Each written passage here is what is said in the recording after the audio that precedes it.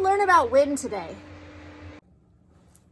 Welcome back, friends. It's a little quieter in our lab, so we decided to come back in. It wasn't really windy outside. I just had my leaf blower. And how else could I make wind? But I thought we could ask ourselves a question today. We've already talked about rain, talked about snow. Well, and I wanted to wonder why does the wind blow? Why does the wind blow? I've been wondering that question. Thought we could do some experiments today. But wind is the horizontal movement of air. Horizontal is something that travels in a left to right direction. And wind is air moving horizontally. Fascinating. Science lesson time. So wind is the horizontal movement of air that moves from higher pressure areas to lower pressure areas. The greater the difference in pressure, the higher the wind speed. Huh? What does all this mean? All right, well, first we need to figure out air pressure. So we have the sun. The sun generates heat, and the heat warms up the earth. The earth absorbs the heat, and then the earth warms up itself, and the earth then emits heat. The earth gives off heat, and that heat goes into the air, and that creates air pressure. How cool is that?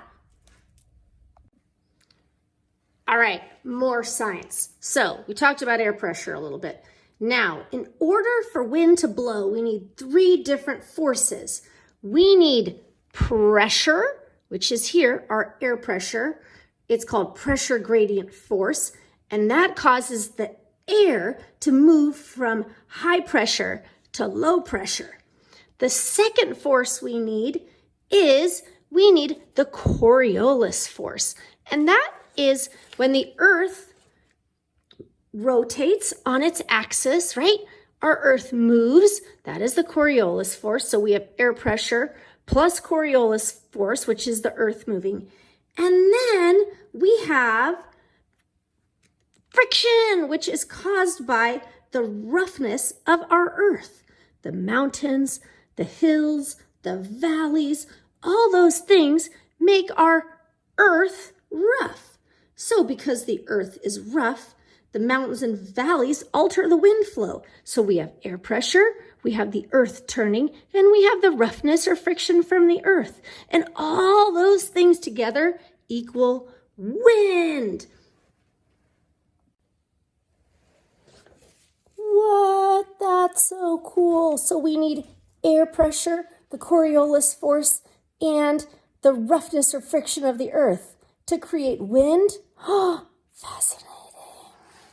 So let's look at my little chart here. So warm air weighs less than cold air. And because warm air weighs less, it rises. And when the warm air rises, wind happens. So wind happens when the cold and warm air move. And the stronger the wind, the more things move, right? And stronger wind is moved by greater air pressure, which means that this is moving faster. And so the wind goes faster.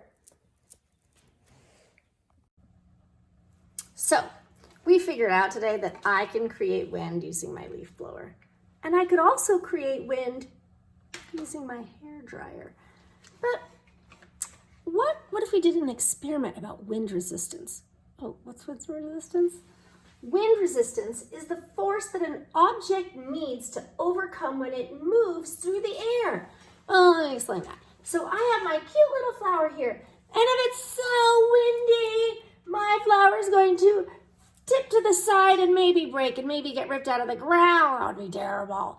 Now, if I put a barrier of some sort, maybe I built a little wall in front of my flower, that would create some resistance and the wind would be blocked and wouldn't knock over my flower. Do you think that might work? Let's try an experiment today to see if that would work and would help the flowers in my garden from getting blown away when it's windy. Yeah, I think it's a great idea. Let's do that. So resistance is blocking something or keeping something from going somewhere. So for our experiment today, we're going to need a blow dryer, tape, preferably colored tape, 2 objects that will move, 1 barrier, and a tape measure or ruler. All right, team, go get your items.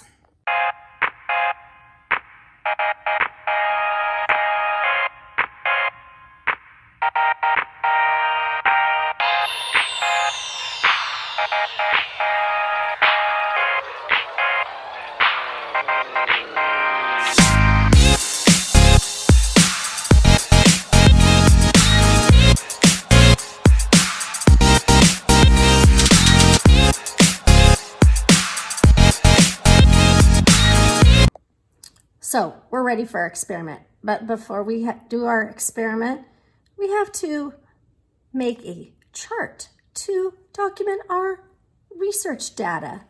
So we have our hypothesis, and I'm going to write a hypothesis. I think that if we place a bottle of glue in front of an object, it won't move. Let's see if I'm right. What do you think? Will we be right? I don't know. Let's see. So we have our chart. We're going to put a control here, and that will be the object that doesn't move, that we don't blow. We're going to use our marker today, so it's just going to be our control.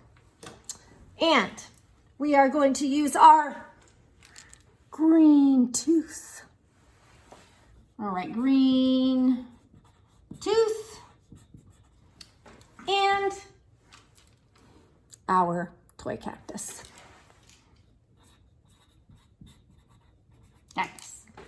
We're ready to conduct our experiment. Let's get started. So first, let's see how far our object goes without a barrier.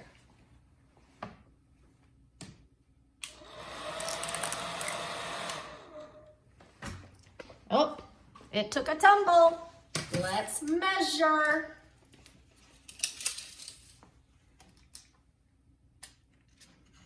Our tooth traveled 17 inches. So we need to document 17 inches. Now, let's see how far it'll travel if we put a barrier in front of it. All right, let's test it out.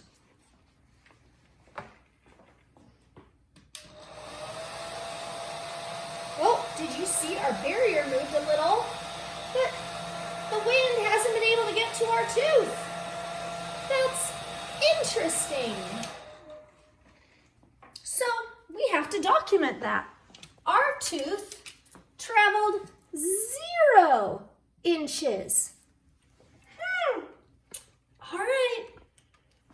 Let's now try our next object. Now we have to try our little cactus. We're going to set him at our spot over there. And let's try it out. Now, do you think this object is heavier or lighter? Will it move farther or not as far as the tooth? It's heavy. It didn't move at all. It just stood there. It moved 0 inches. Does our object need a barrier? It does not. So, although some objects are moved by the wind, some, because of their weight, are safe and stable without a barrier. So today I want to challenge you. I want you to make your own data chart and find some other objects and see how far they can move. And then find yourself a barrier and see if your barrier keeps your objects from moving. I also challenge you to try different sized barriers. If you used a smaller barrier, would that block less or more wind? And if you had a larger barrier, would that block less or more wind?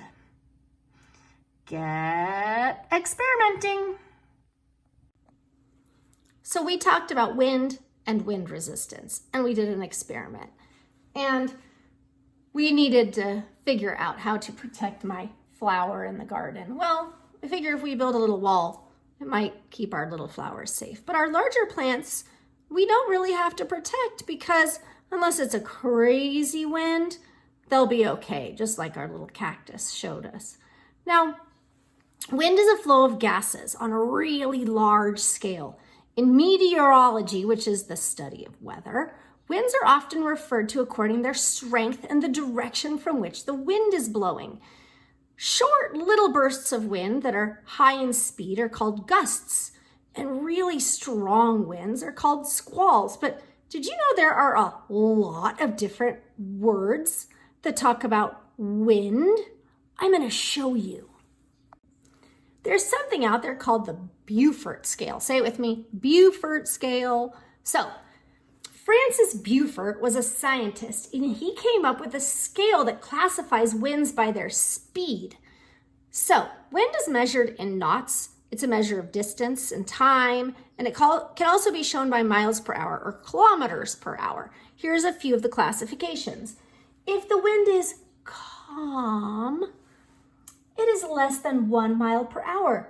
If it is a light breeze, that is between 4 to 7 miles per hour. If the wind moves a little faster, between 18 to 24 miles per hour, it's called a fresh breeze. If the wind is going between 31 to 38 miles per hour, that is called a high wind. A gale is 39 to 46 miles per hour. And then you get to storm winds. And those are between 47 to 63 miles per hour. But we've heard the wind goes faster than that. What would that be called? Any guesses? Any guesses? If the wind is above 63 miles per hour, what is that wind called? Are you ready?